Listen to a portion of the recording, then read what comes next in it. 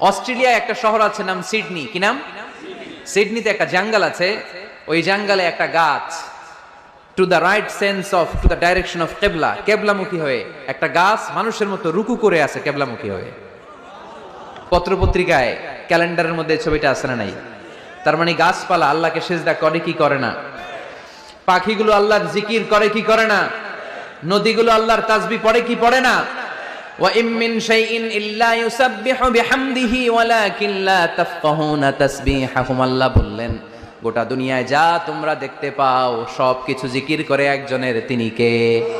ওয়ালাকিন লা তাফকাহুনা তাসবিহাহুম, কিন্তু এই তাসবিহর ভাষা তোমরা বোঝো না। প্রত্যেকটা প্রাণীর জিকিরের আলাদা ভাষা আছে না নাই?